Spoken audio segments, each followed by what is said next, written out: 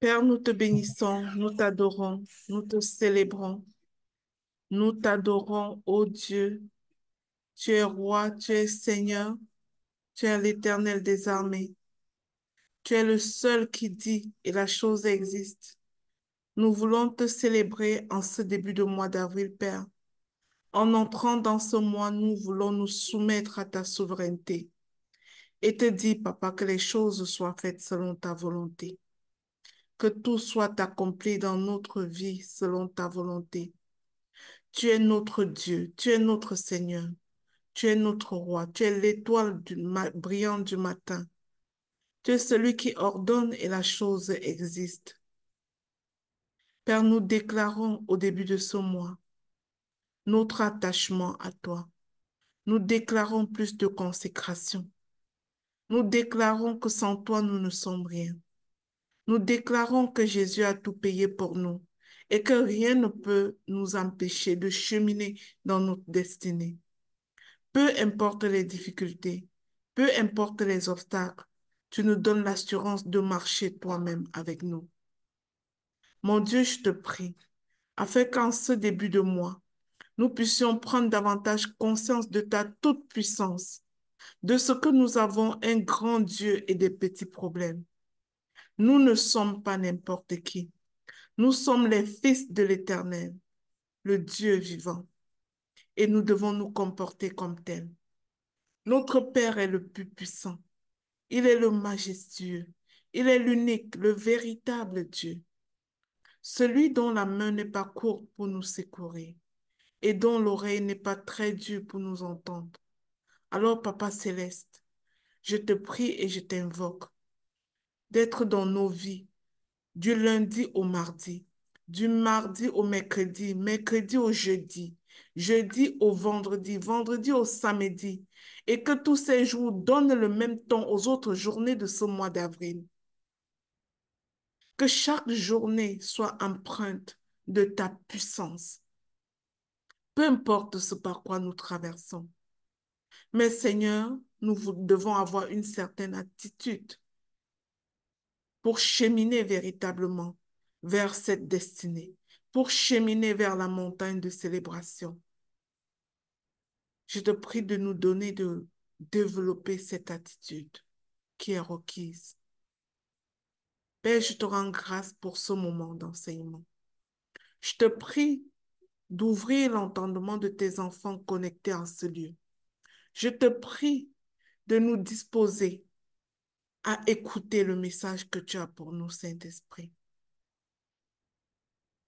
Sur l'autorité, dans le nom de Jésus, je renverse tous les faux raisonnements qui empêchent aux enfants de Dieu d'écouter l'intégrité de sa parole et de demeurer dans la victimisation.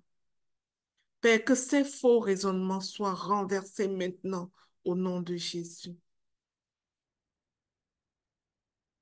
Saint-Esprit, viens et prends le total contrôle de ce moment. Prends le total contrôle de ce lieu. Je sais que tu es présent en ce lieu parce que ta parole le dit, que là où deux, trois personnes sont réunies en ton nom, tu es présent. Alors nous avons l'assurance de ta présence. Saint-Esprit, toi qui es l'enseignant par excellence, le paraclet, notre guide, notre protecteur ici sur terre, parce que tu es le majestueux Saint-Esprit, le glorieux Saint-Esprit, le seul stratège de nos vies, le gouverneur du royaume de Dieu sur terre. Alors, Saint-Esprit, prends le total contrôle en ce moment. Fais ton œuvre. Je veux tout simplement me prêter comme outil. Qu'aucun mot, qu'aucune pensée, qu'aucune parole ne soit propre à moi, mais que ce soit des paroles inspirées de toi pour pouvoir toucher tes enfants, car tu es le seul qui transforme. Tu es le seul qui enseigne tes enfants, selon l'intégrité de la parole de Dieu. Au nom de Jésus, j'ai prié et nous disons tous Amen. Alors, bienvenue encore une fois de plus En ce mois, gloire à Dieu, notre Dieu est merveilleux. Nous allons tous ensemble explorer aujourd'hui un sujet assez particulier dont on ne parlera jamais assez. Le thème de ce jour est le suivant: arrêter de se victimiser et pardonner. Le chemin vers le palais. Nous enseignons ces 7 jours pour cheminer vers le palais. Le palais ici peut être entendu comme cette vie pour laquelle Dieu t'a véritablement appelé. Cette vie pour laquelle Dieu t'a véritablement manifesté sur terre. Entendez le palais comme votre destinée. Entendez le palais comme l'accomplissement. Pour cheminer vers l'accomplissement, il est important d'arrêter de se victimiser et de pardonner. Je commencerai par ce court verset de Jean 11, 40 qui dit: ne t'ai-je pas dit que si tu crois, tu verras la gloire de Dieu? Ne t'ai-je pas dit que si tu crois, tu verras la gloire de Dieu? Cette parole s'adresse à chacun et chacune de nous, sans exception. Frères et sœurs dans le Seigneur, aujourd'hui, je vous invite à réfléchir sur un principe fondamental pour avancer dans notre destinée spirituelle. Ce principe est le suivant: cesser de se victimiser et de pardonner. Je ne le dirai jamais assez, la victimisation, c'est un mal du siècle. C'est un stratagème de l'ennemi pour nous maintenir loin de notre destinée. L'ennemi te maintient loin de ta destinée en manifestant autour de toi, en utilisant autour de toi des personnes sur lesquelles tu as posé des attentes. Il utilise ces personnes pour t'atteindre, pour brimer ta paix intérieure. Il utilise ces personnes pour t'offenser et apporter l'instabilité émotionnelle si tu ne sais pas comment t'y prendre. Nous vivons dans un monde où les gens ne se comportent pas toujours comme nous voulons. Les gens ne se comportent pas aujourd'hui comme nous souhaitons. Ils ne se comporteront pas demain exactement comme nous voulons. Ça veut dire, si tu choisis la victimisation, tu vivras avec la victimisation. Il n'y aura aucun moment où tu auras une télécommande en main qui te permettra juste d'appuyer et tout le monde commence à faire comme tu veux. Alors, il y aura toujours des personnes qui vont se comporter de façon indigne, qui vont t'insulter, qui vont te mépriser, te rejeter, t'humilier. Il y en aura toujours. Mais ton Dieu te dit: ne t'ai-je pas dit que si tu crois en moi, ton Dieu, tu verras ma gloire? La victimisation nous empêche de continuer à croire.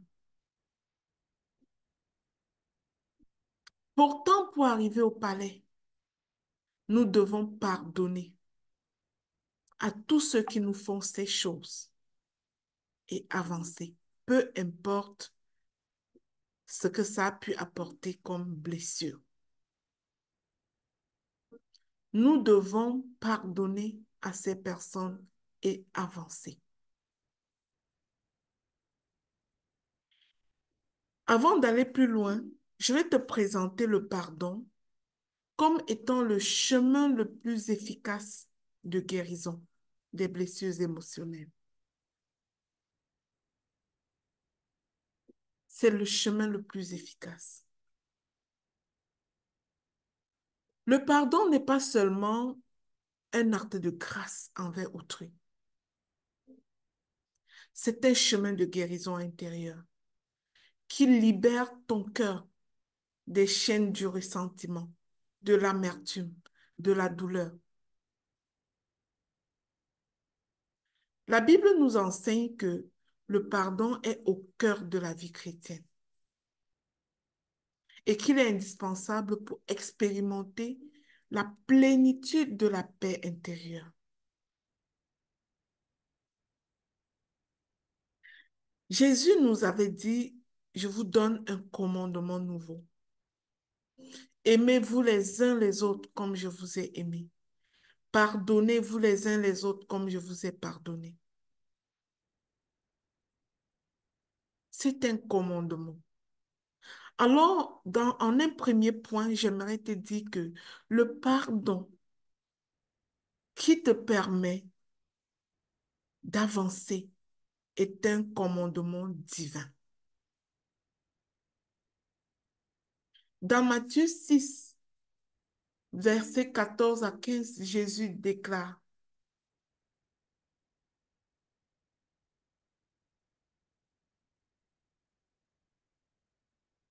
car si vous pardonnez aux hommes leurs offenses, votre Père céleste vous pardonnera aussi. Mais si vous ne pardonnez pas, votre Père ne vous pardonnera pas non plus. Ce passage nous montre que le pardon n'est pas facultatif. Il conditionne ta relation avec Dieu et avec les autres. Ce n'est qu'en pardonnant que tu reflètes la miséricorde que tu as reçue de Jésus. En deuxième lieu, je te dirais que le pardon est un reflet de la grâce de Dieu. L'apôtre Paul dit dans Éphésiens 4 au verset 32, « Soyez bons les uns envers les autres, compatissants, vous pardonnant réciproquement, comme Dieu a pardonné en Christ. » Cet autre verset nous rappelle que le pardon est un reflet de la grâce divine. Lorsque tu pardonnes, tu imites le cœur de Dieu. Tu mets ton cœur en alignement avec celui de Dieu et tu te libères de l'emprise du passé. Tu te libères des on-dit. Tu te libères des mauvais traitements qui t'ont affligé. Tu te libères de l'humiliation. Tu te libères du rejet. Tu te libères de toutes ces choses en pardonnant à ces personnes. En troisième lieu, j'aimerais te dire ce matin que le pardon est une libération personnelle.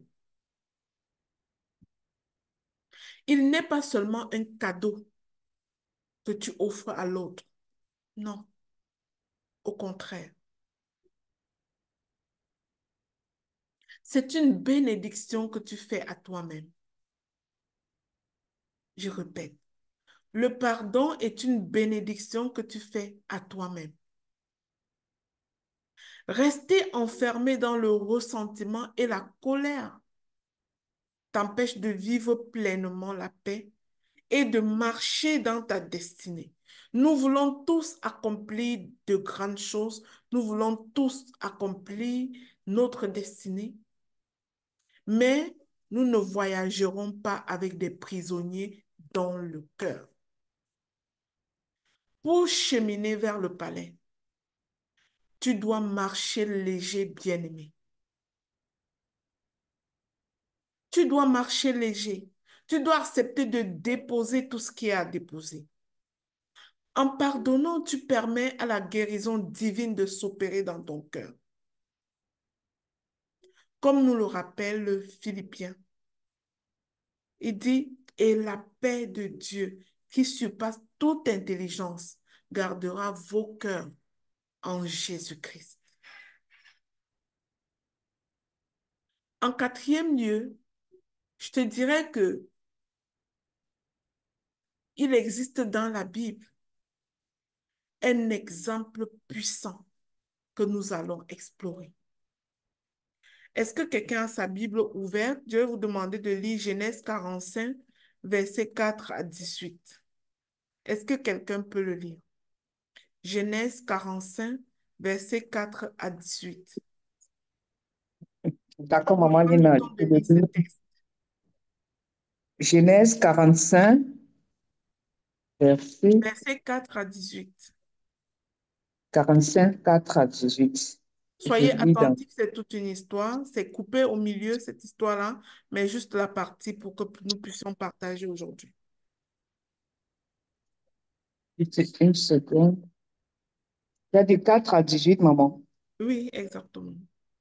4 à 18, je lis. Mais, oui, c'est ça, bien. Alors Joseph leur dit, venez près de moi. Ils s'approchèrent. Je suis Joseph, leur dit-il, votre frère, que vous avez vendu pour être amené en Égypte. Et maintenant, ne vous tourmentez pas et ne soyez pas fâchés de m'avoir vendu comme esclave.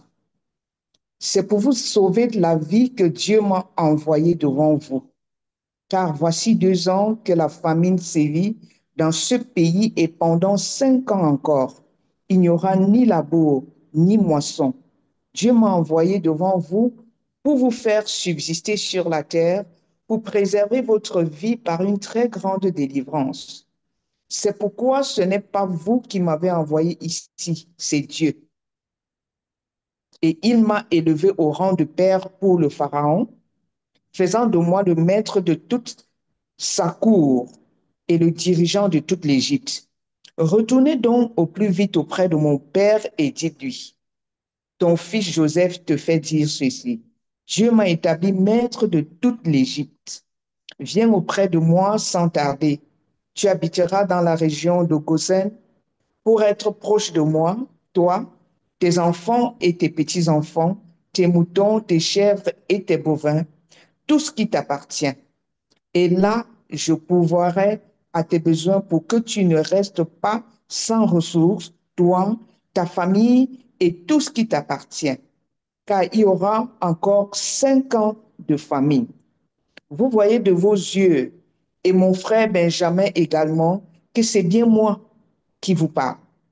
Informez mon père de tous les honneurs dont je suis comblé en Égypte. Racontez-lui tout ce que vous avez vu et dépêchez-vous de le faire venir ici.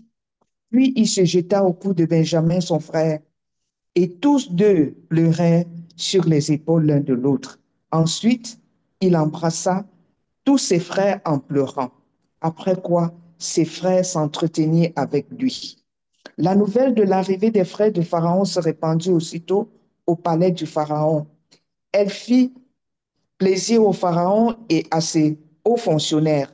Le Pharaon dit à Joseph, tu diras à tes frères, voilà ce que vous allez faire. Chargez vos bêtes et retournez au pays de Canaan pour aller y chercher votre père ainsi que vos familles, puis vous reviendrez chez moi et je vous donnerai les bonnes terres d'Égypte et vous mangerez les meilleurs produits du pays. Amen. Amen.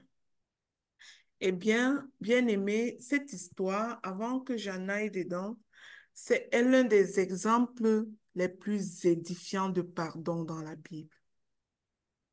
Mm. Et c'est une des histoires qui montre comment, peu importe ce que les gens peuvent te faire, la parole qui dit que tout concourt au bien de ceux qui aiment Dieu est vraie.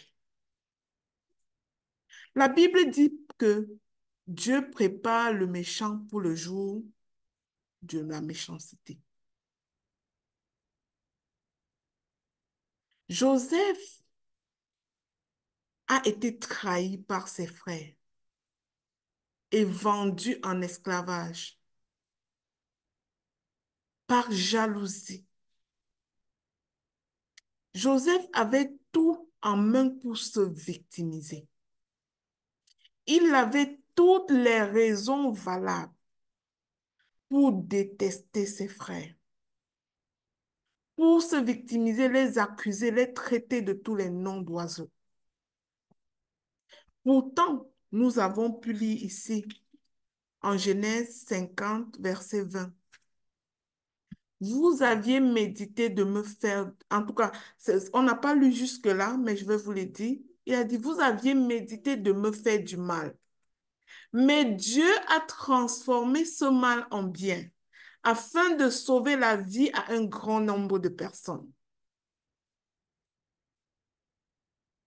Et quand je dis souvent que je parle parfois de la loi de l'excuse, du mandat. La loi de l'excuse, c'est de trouver une façon de croire véritablement que ton frère est bon, peu importe ce qu'il te fait. Mais l'ennemi peut l'utiliser pour t'éprouver à un certain niveau. Et quand bien même Dieu permet que l'ennemi l'utilise pour t'éprouver, il le fait à dessein. Dieu te prépare pour le palais. Mais parfois, nous sommes trop regardants sur la trahison, sur le rejet, sur le manque d'amour. Nous sommes trop regardants sur la blessure en soi. Nous sommes trop regardants sur l'action des autres, les mesurant selon nos propres perspectives et tirant des conclusions comme quoi ces personnes qui agissent ainsi à notre égard sont de la pire espèce et ne méritent aucun pardon, aucune compassion de notre part. Bien-aimé, si tu savais ce qui se passe dans le spirituel lorsque quelqu'un est en train de te faire du mal, c'est-à-dire tu aurais de la compassion pour la personne qui te fait du mal parce qu'il est utilisé. Nous voyons que plutôt que de nourrir de la rancœur, Joseph a choisi de pardonner et faire confiance à Dieu. Il a dit à ses frères, je suis Joseph, votre frère, que vous avez vendu pour être mené en Égypte. Maintenant, ne vous affligez pas. Il dit, n'ayez pas de remords. Ne soyez pas fâchés de m'avoir vendu. Écoutez ça, bien-aimé. Car c'est pour vous sauver la vie que Dieu m'a envoyé ici. C'est-à-dire sa vente, sa maltraitance était le chemin de Dieu pour le palais. Comment est-ce que tu te comportes lorsque les choses arrivent comme tu ne souhaites pas? Est-ce que tu as tendance à cibler les coupables et à te victimiser? Est-ce que tu as tendance à identifier les coupables et à te dire, cette personne-là, on se rencontrera que sous la terre? Est-ce que tu as tendance à faire ça? Bien-aimé, Joseph dit, Dieu m'a envoyé devant vous. Comme quoi, Dieu a fait que je vous précède en Égypte pour vous faire subsister dans le pays et pour vous faire vivre par une grande délivrance. Waouh! Les voix de notre Dieu ne sont pas nos voix. Et il nous interpelle au sujet de notre attitude. Écoutez, Joseph dit, racontez à mon Père toute ma gloire. Dieu m'a établi avant que tu ne sois établi au palais. Souviens-toi que le chemin n'est pas pavé d'or. Avant que tu n'arrives au palais, souviens-toi que le chemin n'est pas dans ta zone de confort.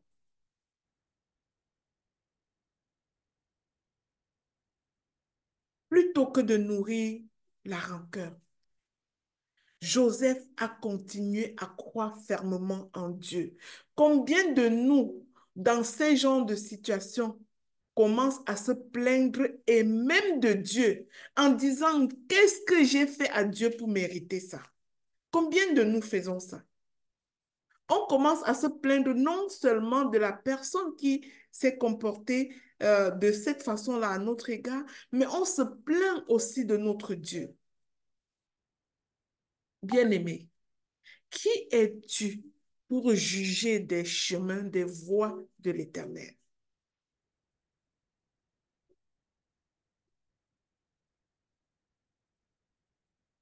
Joseph a su permettre à sa douleur de se transformer en grande bénédiction. Tous ceux qui sont passés d'un point de souffrance à un point de bénédiction ont eu besoin de pardonner. Son témoignage nous enseigne que le pardon est un levier puissant pour transformer notre souffrance en victoire, pour transformer notre souffrance en puissance. Ça, c'est une des raisons pour lesquelles j'ai écrit 2 livres. Le premier, Vaincre malgré l'adversité, avancer malgré la douleur. Et le deuxième, Le sang, une proclamation pour passer de la souffrance à l'audace, qui est un livre donc, que j'ai mis gratuit en audio pour tous. Si quelqu'un peut partager cet audio-là dans le chat pour tout le monde, afin qu'aujourd'hui, bien-aimé, tu écoutes encore ce livre et tu fais le bon choix de libérer tous les prisonniers de ton cœur, afin de gagner en légèreté et de voyager comme un digne fils de Dieu, une digne fille de l'Éternel vers le palais. Le chemin du pardon est souvent parsemé d'obstacles, mais c'est dans l'adversité que notre foi se fortifie. On peut dire Seigneur, Seigneur quand tout va bien, mais la plus grande mesure de ta foi, c'est en moment de souffrance. C'est dans les moments de douleur. C'est au cœur de l'adversité qu'on peut reconnaître si tu crois vraiment en Dieu ou pas. La Bible dit dans Jacques 1 au verset 12, Heureux l'homme qui supporte patiemment la tentation, car après avoir été éprouvé, il recevra la couronne de vie que le Seigneur a promise à ceux qui l'aiment. Nous avons vu comment Joseph a reçu la couronne de vie. Non seulement il a subi la jalousie de ses frères, il a été jeté dans la fosse. Par chance, il a été sorti et vendu en Égypte. En Égypte, il est allé chez Potiphar pour servir comme esclave chez Potiphar. Chez Potiphar, il a été soumis à la tentation de sa femme. Il a continué à garder ses yeux fixés sur Dieu malgré toutes ces difficultés, tous ces tests. Il a fait la prison alors qu'il était innocent, mais en 24 heures chrono. Dieu l'a fait partir de la prison pour le palais. Tel est le chemin de Dieu. Telle est la capacité de Dieu. Fait partie un être humain de 0 à héros en un temps record. Que ceci soit ton partage au nom de Jésus. La situation par laquelle tu traverses aujourd'hui ne définit pas qui tu seras demain. Lorsque Joseph était en prison, il ne savait pas qu'en 24 heures, il se retrouvera gouverneur d'Égypte.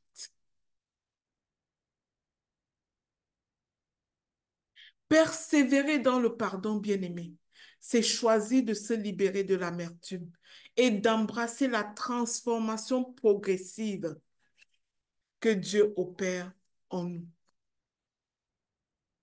Ce n'est pas un changement instantané, mais une guérison qui s'opère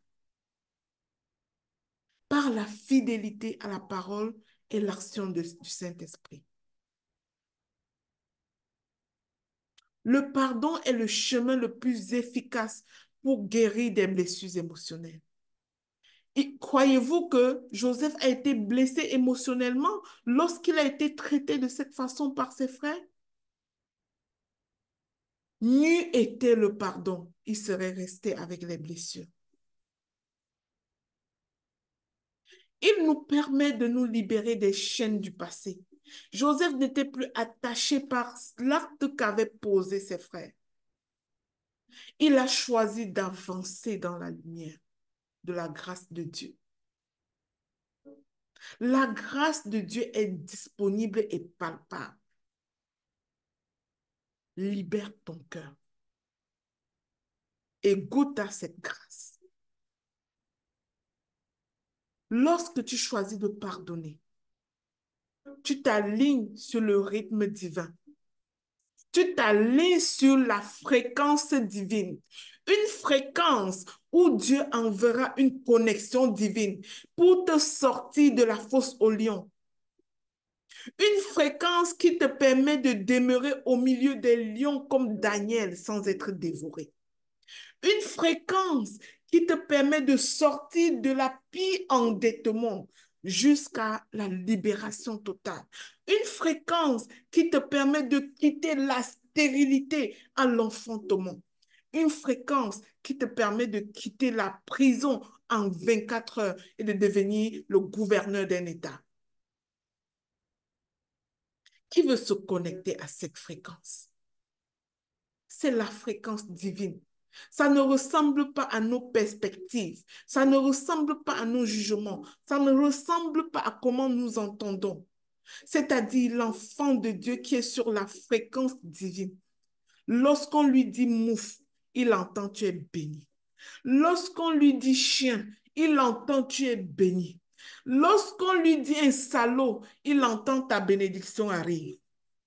Et il peut rendre gloire à Dieu. Il peut danser comme David devant l'arche de l'Éternel. Lorsqu'on le rejette, il entend Jésus vient de t'adopter.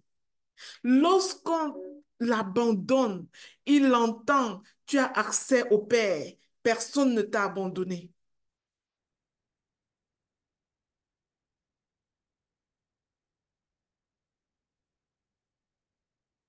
Lorsqu'on lui apporte des fausses accusations, il entend le palais est proche. C'est à l'autre côté.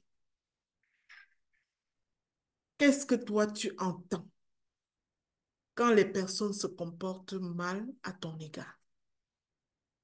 Quel message cela t'apporte? Est-ce que ça te dit comme le monde veut? Ah, bien-aimé, il t'a rejeté. Ils sont méchants ici. Oh, ils t'ont abandonné. Ce père-là t'a abandonné.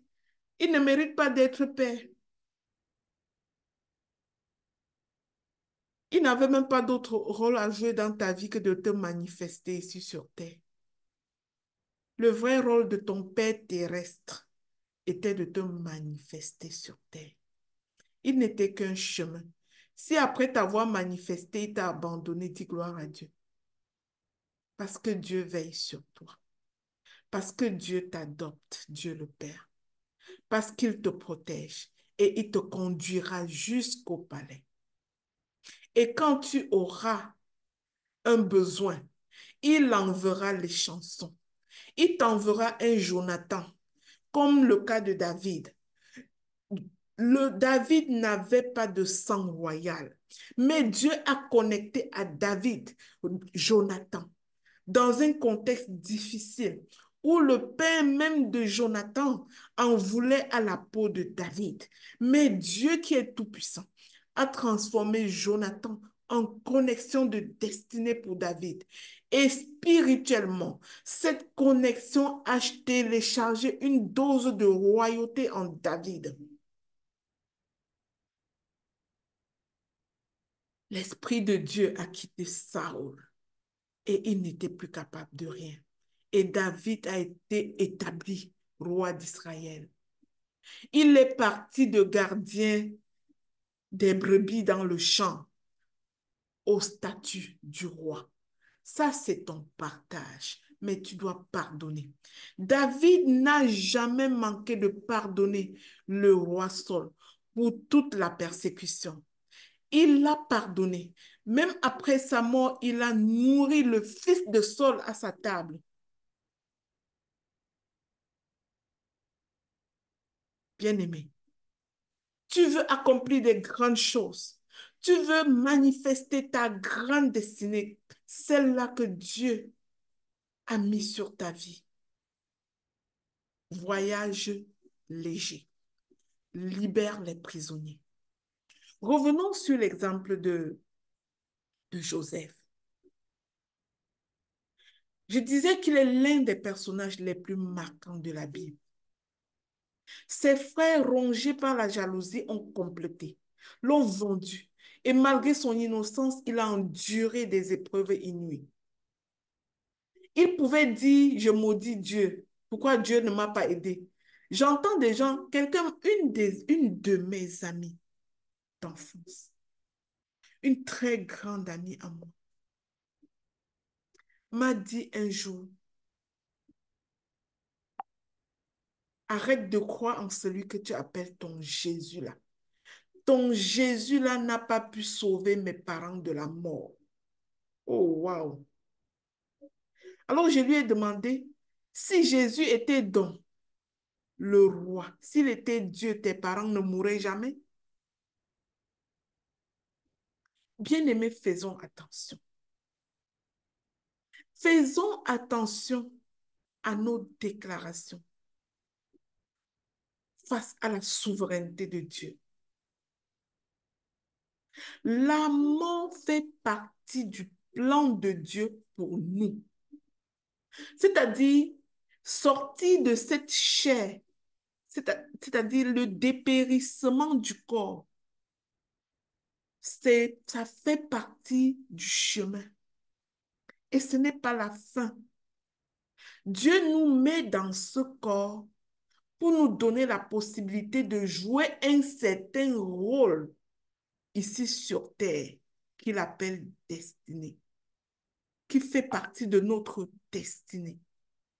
Et quand on aura fini de jouer ce rôle dont il est le seul décideur, il enlèvera ce qui nous empêche de vivre cette pureté de sa gloire. Il enlèvera cette masse de chair. Et ça ne signifie pas qu'il a arrêté d'être Dieu. Arrêtons la victimisation. Je veux dire à quelqu'un ici que même devant la mort, tu n'as pas le droit de te victimiser. Dieu est souverain. Beaucoup ne pensent pas, ne se souviennent pas du privilège qu'ils ont eu à passer un certain nombre d'années avec une certaine personne merveilleuse que Dieu les a prêtées. Beaucoup ne pensent pas à ça. Tout ce qu'elles pensent, c'est pourquoi il me l'a enlevé. Est-ce que c'était ta propriété? Est-ce que c'était ton bien? Si tu accuses Dieu de t'avoir enlevé quelqu'un, tu l'accuses d'avoir volé ce qui est à toi. Est-ce que c'était à toi? Même toi-même, tu ne t'appartiens pas. Comme j'ai dit tantôt, Joseph avait toutes les raisons de se victimiser. Je ne sais même pas pourquoi je suis allée jusqu'à qu'aux personnes qui se victimisent face à la mort, il y a certainement quelqu'un ici qui est concerné. Joseph a choisi de rester fidèle. Vous aviez médité de me faire du mal, mais Dieu l'a transformé en bien afin de sauver la vie à un grand nombre de personnes. Cette adversité par laquelle tu traverses, c'est ta préparation pour une certaine élévation. Dans des moments de souffrance, que ta foi soit fortifiée, bien-aimé. C'est dans ces moments que Dieu renouvelle tes forces. C'est dans ces moments que Dieu te renouvelle. C'est dans ce moment que Dieu te capacite pour la mission. Jacques 1, verset 12, heureux l'homme qui supporte patiemment la tentation, car après avoir été éprouvé, il recevra la couronne de vie que le Seigneur a promise à ceux qui l'aiment. Lorsque le diable s'emploie à vous enfermer dans le ressentiment, dans la haine, il ne cherche qu'à vous détourner de votre destinée. Il sait que si tu identifies ta destinée, tu deviens dangereux. Tu deviens un élément dangereux pour le royaume. Le diable le sait. Voilà pourquoi il fait tout. Il utilise des personnes pour t'offenser, pour t'éprouver émotionnellement. Si ça ne suffit pas, il commence à semer le doute dans ton cœur, à semer la frustration, à semer le mécontentement, l'amertume. Et il t'enfonce dans la victimisation. Et lorsque tu acceptes de persister dans la victimisation, tu laisses la porte ouverte à l'ennemi pour te détourner de ta destinée, pour te détourner de la grâce surabondante et de la bénédiction de Dieu. N'oublie pas ce que nous rappelle Éphésiens 4, versets 31 à 32. Je lis que toute personne, toute animosité, toute colère, toute clameur, toute calomnie et toute forme de méchanceté disparaissent du milieu de vous. Soyez bons, compatissants, vous pardonnant réciproquement, comme Dieu vous a pardonné en Jésus-Christ. Bien-aimés, pardonner signifie choisir de ne pas rester enfermé dans la souffrance. Pardonner, c'est te choisir. Pardonner, c'est comprendre que personne, mais alors personne ne te doit rien. Je ne sais pas dans quel langage je vais dire ça. Pardonner, c'est comprendre définitivement que personne ne te doit absolument rien. J'ai entendu beaucoup de personnes ajouter leur part de théorie à cette phrase en disant, et moi-même, je ne dois rien à personne. Ce n'est pas ce que je vous ai dit. Personne ne te doit rien. Mais toi, tu te dois d'aimer parce que c'est le commandement divin pour quelqu'un qui se dit enfant de Dieu. Tu dois aimer et pardonner. Tu dois le pardon, mon cher ami. Tu dois de l'amour. Mais personne ne te doit rien. Afin que ton cœur ne se trouble point. Personne ne te doit rien. Garde tes yeux comme Joseph fixés sur Jésus. Ne laisse pas le ressentiment te définir. Pardonner comme Joseph, c'est décider de transformer ta vallée de combat en vallée de bénédiction. Sors de la victimisation et laisse la grâce de Dieu transformer ton vécu en un témoignage vibrant. Laisse la grâce de Dieu transformer tes expériences de vie en bénédiction. Persévère dans la foi. Et tu découvriras que la vallée de tes combats se transforme en palais de bénédiction, comme dans le cas de Joseph. Lorsque tu seras là où personne ne te connaîtra, il placera quelqu'un qui apportera ton nom au palais et qui dira à tel endroit il y a telle personne.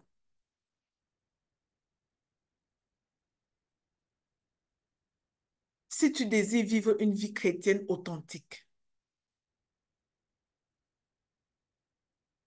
j'aimerais te dire que tu ne le feras pas dans ta zone de confort. Il y aura l'adversité, il y aura des difficultés, mais tu as l'assurance d'une chose. Josué 1, verset 9.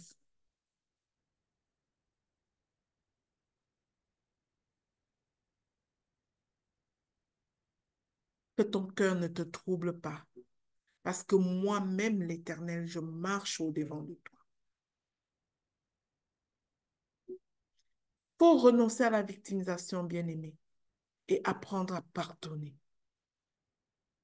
Jésus nous a enseigné que ceux qui prennent leur vol comme les aigles sont renouvelés par l'Éternel et ne se fatiguent pas, ne se lassent pas.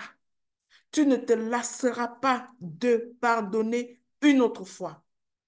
Souvenez-vous, il lui a été demandé, dois-je pardonner jusqu'à 7 fois? Jésus a dit 77 fois 7.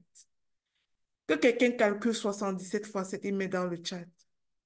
Ça donne combien? 77 fois 7, dites-moi, ça donne combien? Je n'ai pas vu, dites-le. Ça donne combien? 77 fois 7. Je vais le calculer. Est-ce que quelqu'un l'a trouvé?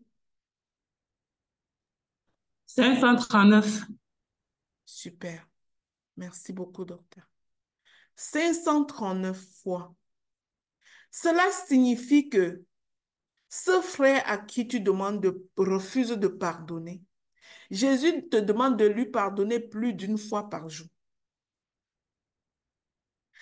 Parce que 539, c'est un nombre plus grand que les nombres de jours d'une année, vraiment.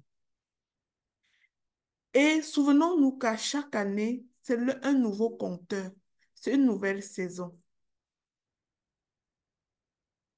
Combien de personnes ici transportent le manque de pardon depuis plusieurs années?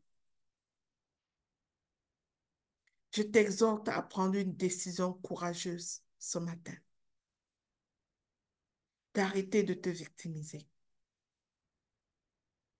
de pardonner à ceux qui t'ont blessé et de continuer à faire confiance en Dieu, quelle que soit l'adversité. C'est ainsi que tu te positionneras dans la zone de grâce, où la transformation profonde et progressive s'opère. Je prie que Dieu donne à chaque personne connectée la force et la persévérance de marcher sur ce chemin vers le palais.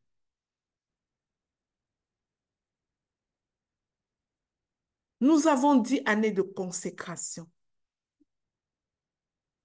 Personne ne sera consacré si les prisonniers sont encore dans le cœur.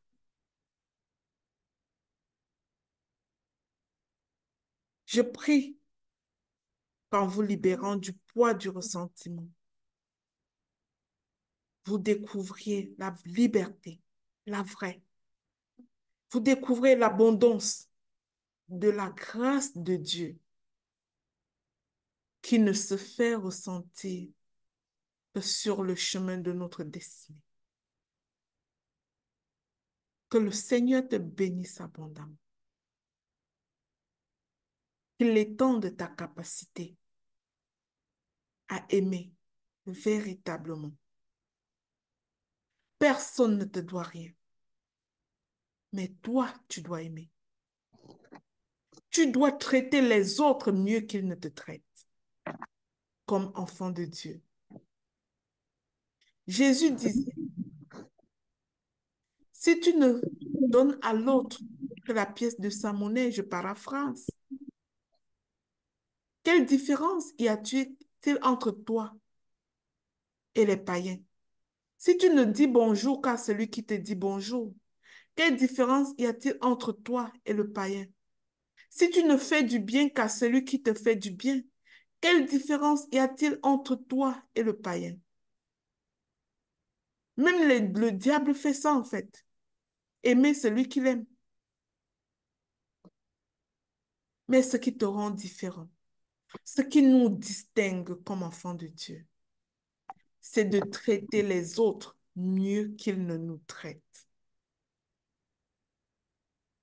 Que ceci soit ton partage.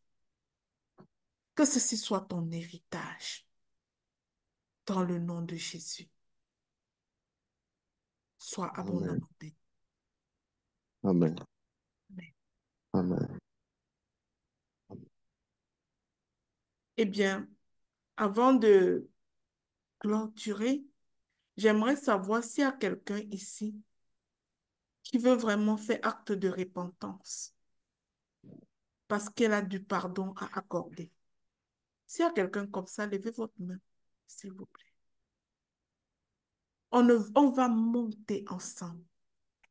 Personne ne doit s'absenter au palais, mais nous devons pardonner. Nous devons voyager léger.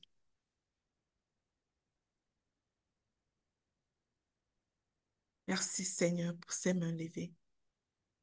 Merci Roi des rois.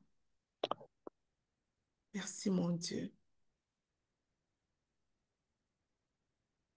Alors, puisque vous avez levé votre main pour une prière de repentance, nous allons tous ensemble prier. D'accord?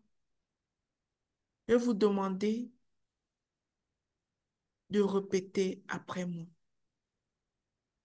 Mais surtout, avant de répéter cette prière, je vais vous demander de réfléchir, de vous remémorer contre qui vous avez vraiment du ressentiment.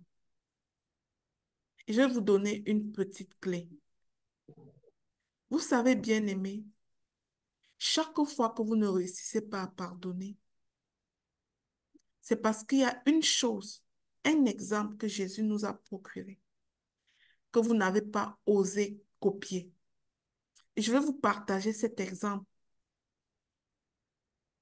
Vous savez, les choses qui nous font mal dans la vie et qui apportent du ressentiment sont catégorisées en 5. Il y a le rejet, quand quelqu'un te rejette.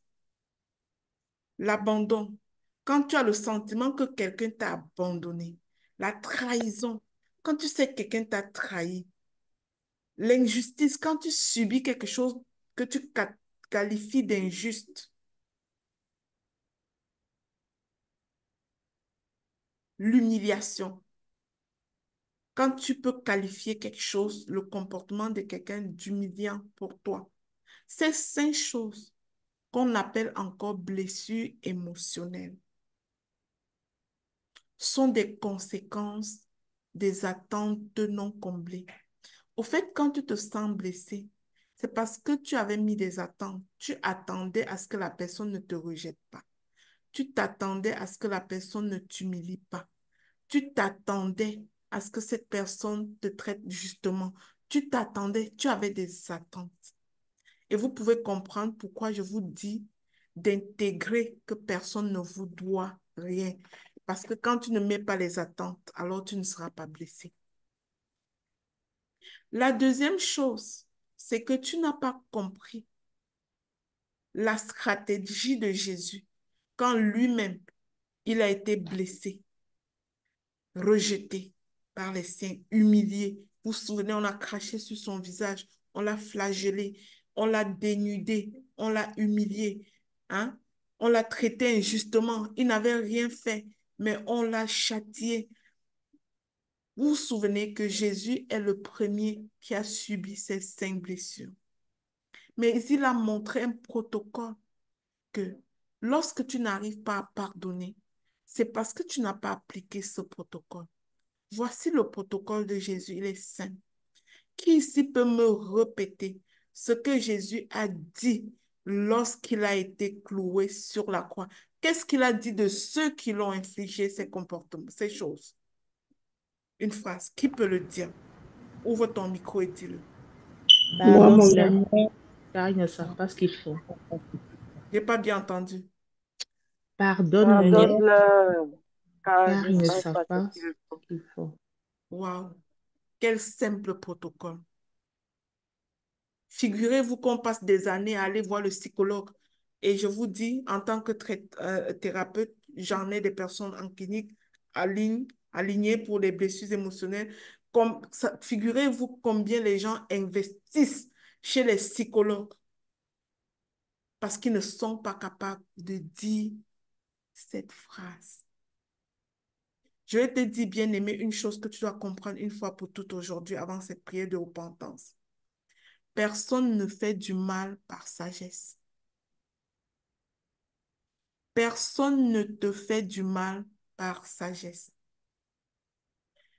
Je sais que ça mijote parfois dans la tête des gens, mais la personne savait ce qu'elle me faisait, elle était consciente. Mais je vais te dire, être conscient ne veut pas dire être sage. Être conscient ne signifie pas être sage. Personne ne fait du mal par sagesse. Voilà pourquoi Jésus était capable de dire, je pardonne car il ne sait pas ce qu'il fait. La personne n'avait pas la sagesse. Si ton mari t'a humilié, quel mari sage humilierait sa femme?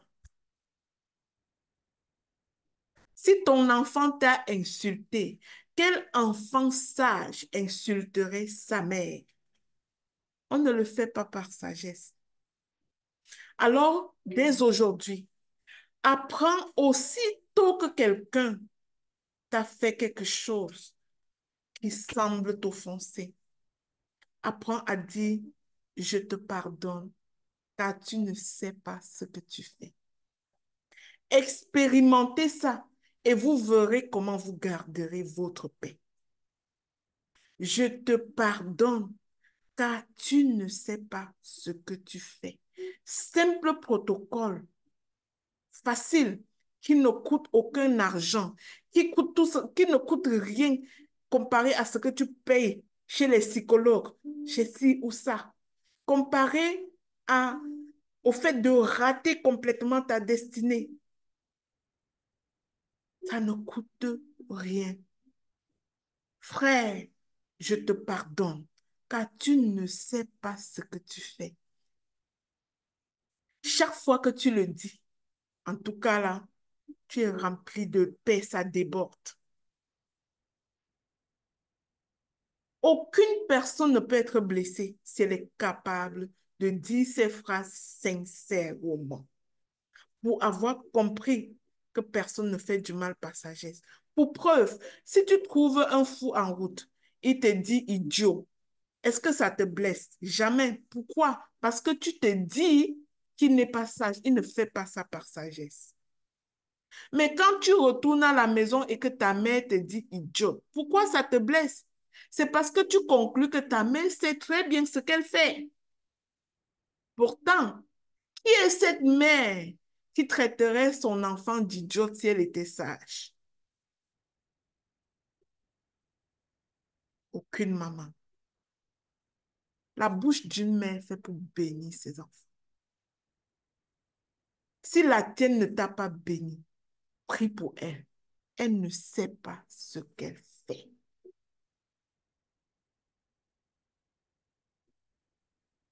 Alors, si vous avez compris ceci, bien aimé, pourquoi je l'ai expliqué?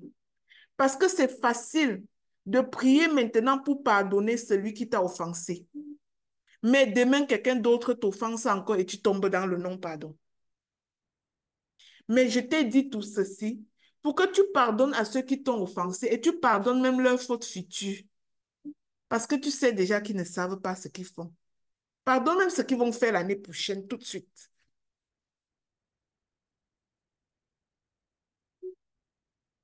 Ainsi, tu sortiras des chaînes de la blessure émotionnelle qui te prive de l'accomplissement de ta destinée. Alors, nous allons prier. Je vous prie de répéter ces mots simples que je fais énoncer. Père éternel, dans le nom de Jésus,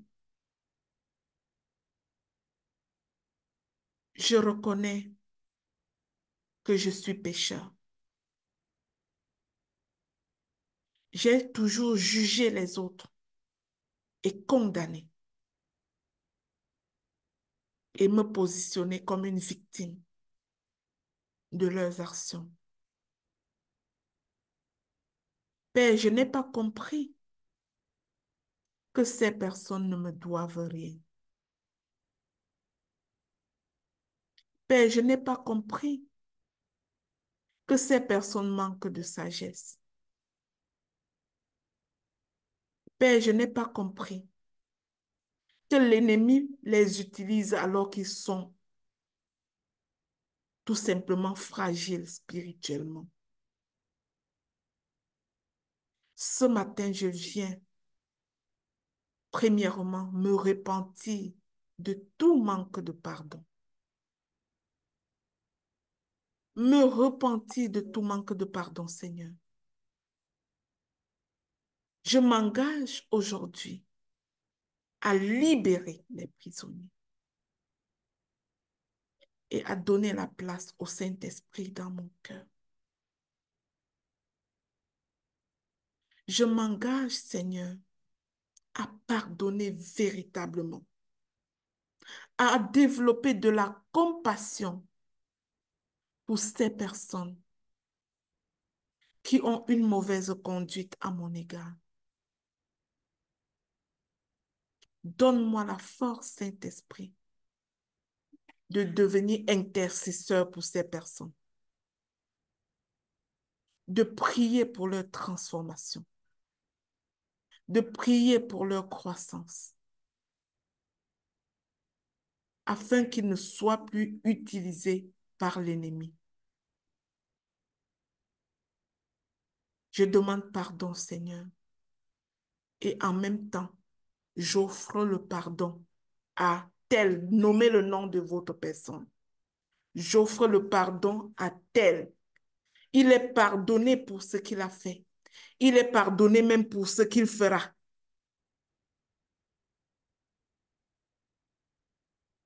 Tu es Dieu et tout mon regard est fixé sur toi. Au nom de Jésus. Amen. Gloire à Dieu.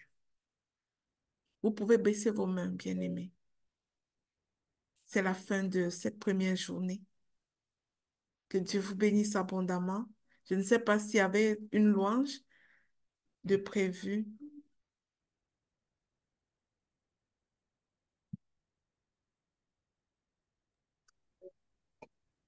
Solange, tu as levé ta main pour parler?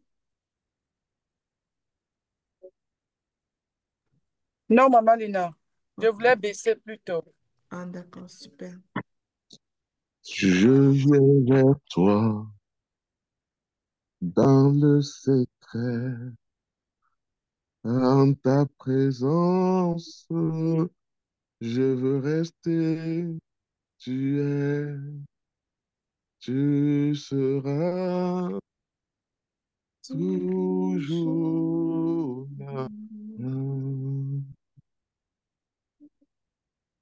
Tout contre toi, près de ton cœur, je peux attendre ta voix, Seigneur. Tu es, tu seras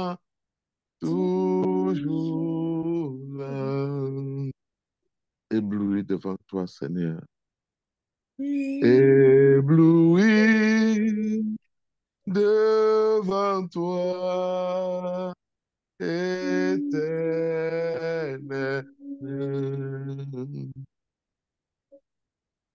Ébahi par l'amour de ton ciel, je suis là à tes pieds, Seigneur. Je viens pour t'adorer. Je désire habiter près de toi.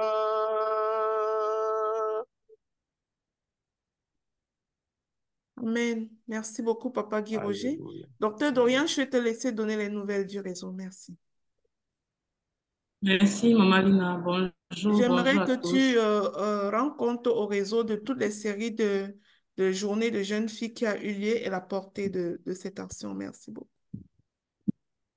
D'accord, maman. Je bénis déjà le Seigneur pour ce mois d'avril, pour les 7 jours, les 7 premiers jours du mois d'avril qu'il est en train de nous donner l'opportunité d'assister. Ces 7 jours ont un impact vraiment puissant dans nos vies et nous rendons grâce à Dieu.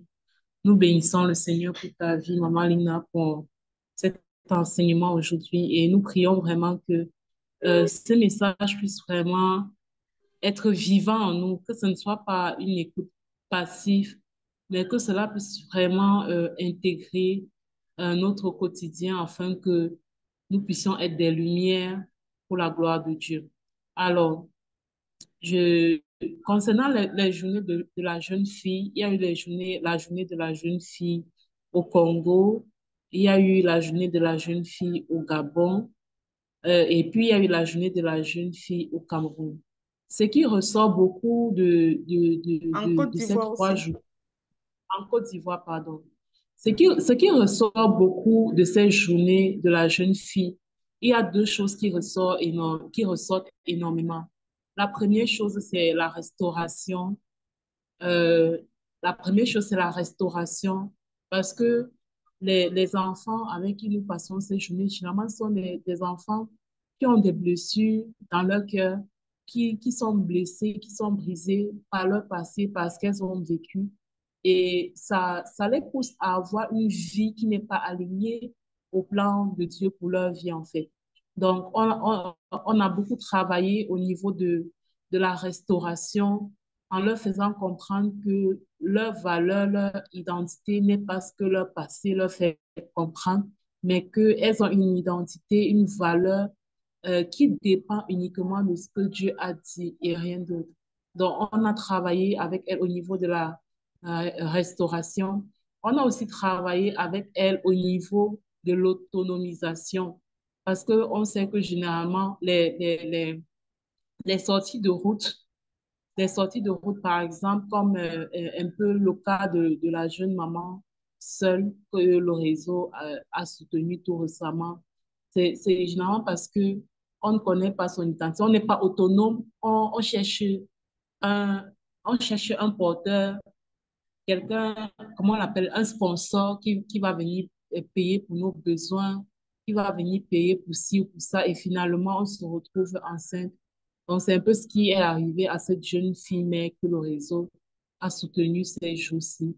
Donc, c'est pour ça aussi que lors de ces journées de la jeune fille, on a beaucoup travaillé aussi sur l'autonomisation en leur apprenant que ce soit au Congo, en Côte d'Ivoire, au Gabon et ici au Cameroun, en leur apprenant en fait des activités qu'elles peuvent mettre directement, immédiatement sur pied et à moindre coût afin de pouvoir s'autonomiser, afin de pouvoir commencer à chercher, comme on dit ici au Cameroun, leurs 500 francs.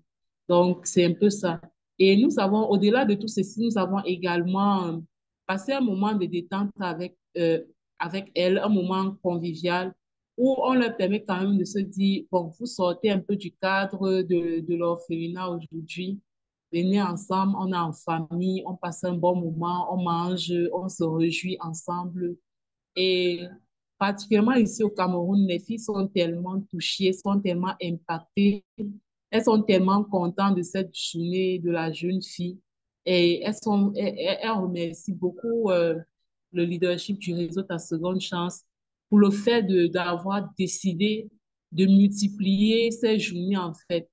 Et moi-même, je me dis, waouh, c'est incroyable parce à chaque fois qu'il y a une journée de la jeune fille, on sème des grains de pardon, des grains d'amour, on sème le désir du succès avec Dieu dans le cœur de ces jeunes filles et c'est vraiment extraordinaire. C'est vraiment extraordinaire. Je voudrais particulièrement au nom de mes leaders qui sont présents, Maman Lina, Papa King, remercier vraiment le Seigneur pour la vie des mamans du Cameroun qui se mobilisent toujours très fortement pour cet événement. Il y a même des mamans qui se déplacent depuis Yaoundé pour venir ici à Douala pour ces journées. Et voilà, que le Seigneur voit tout ce que nous faisons. Également au Congo, on a Maman Alvin et son équipe qui font un travail extraordinaire. Maman Priska et Maman Julie en Côte d'Ivoire et Maman Liliane au Gabon. Le Seigneur voit tout ce que nous faisons pour ces jeunes filles. Et aucune semence n'entre en terre sans emporter les fruits, que ce soit pour ces jeunes filles ou que ce soit pour vous-même qui êtes pleinement engagés. On attend le leadership des autres pays, notamment le Burkina Faso, le Togo. Maman Lina ne va pas descendre du Canada pour aller au Burkina Faso faire ce qu'il y a à faire. Et pourtant, le besoin, elle a en fait. Elle ne va pas descendre du Canada pour aller au Togo. C'est nous qui sommes sur le terrain, qui devons courir pour que la vision monte, qui devons courir pour qu'il y ait plus de personnes touchées, qui devons courir pour qu'il y ait plus d'impact dans la vie des jeunes filles.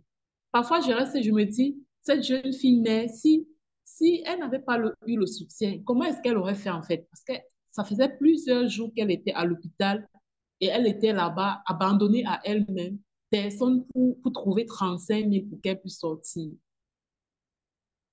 C'est à nous d'aller travailler pour toucher, comment on dit ça, pour travailler à la racine, pour que ces situations n'arrivent même pas. Parce que cette maman a le profil type des personnes qui laissent leurs enfants à un moment donné parce qu'elles ne savent pas comment faire en fait. Donc, c'est à nous de nous lever, nous tous. Et ça là commence déjà par s'inscrire en tant que membre du réseau Ta Seconde Chance. Si tu es connecté ici, tu n'es pas membre du réseau Ta Seconde Chance, je t'invite à t'inscrire afin qu'ensemble nous puissions porter cette vision. Ce n'est pas que, comme tu l'as bien compris, ce n'est pas qu'une affaire de donner à manger à l'orphelin. Ce n'est pas qu'une affaire de donner à manger à l'orphelin. Ça ne se limite pas là. Mais c'est vraiment se positionner comme un leader d'impact afin d'aider ces jeunes femmes à devenir des personnes à succès, à devenir des personnes qui réussissent dignement dans la vie, en fait, à devenir des personnes qui comprennent que c'est pas parce qu'elles ont été laissées dans un orphelinat qu'elles vont échouer leur vie. C'est quelque chose que nous faisons tous ensemble. Rejoins-nous pour être membre du réseau Ta Seconde Chance. C'est très simple. 30 $ canadiens par an ou la somme de 15 000 francs CFA par an. Et puis, tu fais partie de notre... Vous voyez, c'est une somme symbolique, n'est-ce pas? Mais le paiement de cette somme montre juste ton engagement, montre le fait que tu dises, OK, je ne veux plus juste venir profiter et partir. Je veux aussi apporter ma pièce à l'édifice de ce que ces gens font. Et puis, tu ne le fais pas pour un homme, d'accord? Tu le fais pour Dieu, conformément à sa parole dans Jacques 1, verset 27. Autre chose, c'est que je vais rappeler rapidement, c'est notre journée du 5 avril, les rendez-vous de croissance à Paris. Nos leaders vont se déplacer du Canada pour Paris afin toujours d'être dans le cadre de cette parole que nous avons reçue de l'Éternel par rapport à l'année de consécration. Chacun doit se lever. Mais ce que j'ai appris dans ma vie, c'est que Dieu travaille dans la vie d'un homme avec un homme. Donc, même pour te lever, parfois, Dieu a besoin que tu te connectes à son loin, que tu te connectes à une parole qu'il va envoyer par un homme. C'est pourquoi si tu es en Europe, si tu es en Europe, tu es à Paris, tu es en France, tu dois tout faire pour être présent ce jour-là. Si tu connais des personnes qui sont en France, qui sont à Paris, envoie-leur l'invitation, envoie-leur le visuel et invite-les à participer parce que tu ne sais pas l'impact que la présence d'une seule personne à un événement comme ça peut avoir dans la vie des milliers de personnes.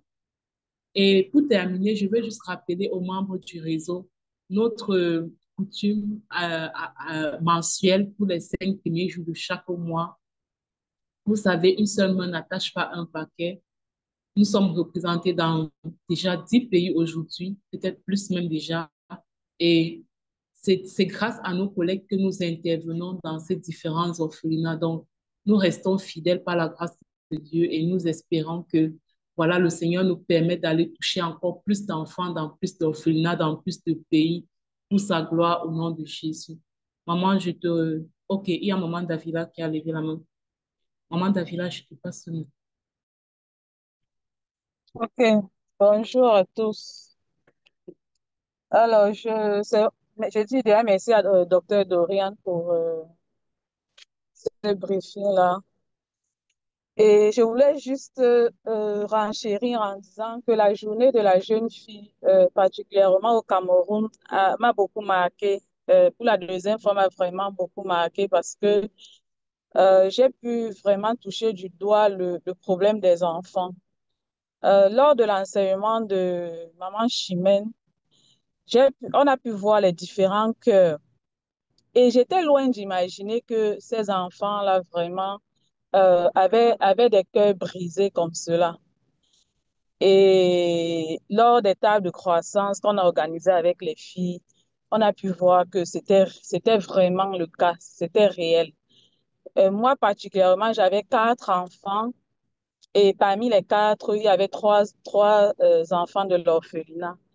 Et parmi les 3 enfants, je pouvais voir enfin, leur témoignage parce qu'il y avait des questionnaires qu'on leur a posés. Et je pouvais voir comment elles sont brisées, ces enfants. Et on a dû leur apprendre le pardon. Certaines m'ont carrément dit, parce que comme Maman Lina dit souvent, il y a beaucoup qui ne sont pas orphelines dans les orphelinats. Déjà, chez moi, il n'y avait qu'une qui avait perdu son papa. Les autres sont à l'orphelinat parce qu'il y a séparation de couple, séparation de couple. Et puis, la maman ne pouvant plus s'occuper des enfants, a dû les placer dans les orphelinats. Et j'ai écouté aussi certains témoignages des enfants qui me faisaient vraiment même pleurer, je vais dire ça comme ça. Donc, vraiment, je rends grâce à Dieu pour cette journée de la jeune fille où ces enfants-là, on les a appris comment, le pardon. Certains ont dit, je ne peux pas pardonner. Mais on leur a appris le pardon, qui va en ligne droite avec ce que nous venons de faire dans l'enseignement, que Maman Lina vient de nous apprendre aujourd'hui. On les a demandé de pardonner, de pardonner. À la fin, ils ont dit, je vais prendre cette initiative. C'est vrai que la suite, je pense qu'il faudra aussi penser à une suite. Comment est-ce qu'on fera pour savoir comment est-ce qu'elles ont pu gérer?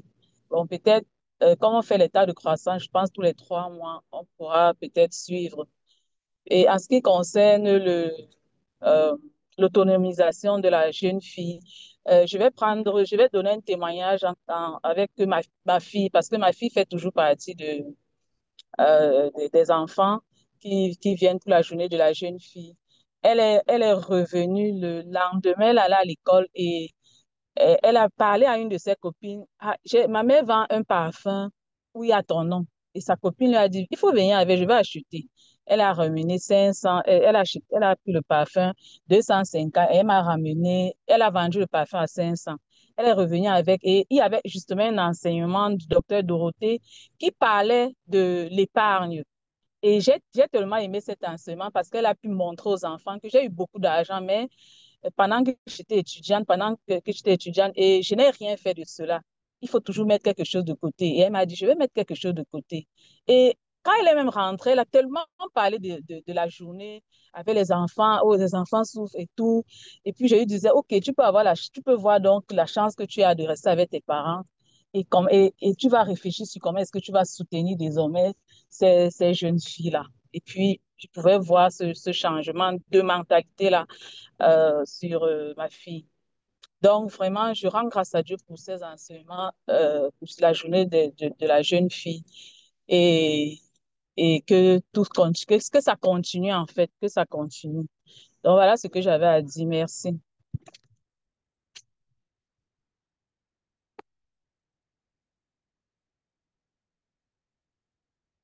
Maman Lina, nous te remettons la parole. Merci beaucoup.